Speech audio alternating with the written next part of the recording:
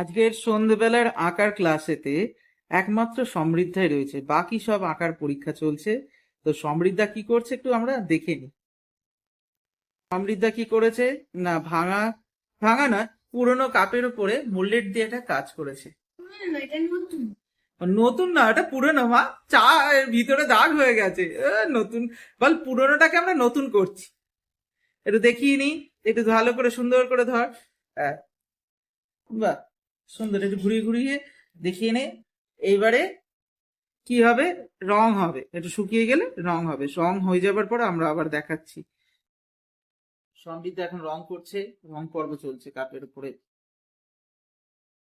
ব্যাস, ঠিক আছে। এখন কালো রং চলছে কাপেতে, তাই তো? ঠিক আছে, পর করে ব্লুটা দিয়ে হালকা করে, অত নয় অত নয় অত নয়, অনেকটা হয়ে যাচ্ছে, একদম লাইট করে।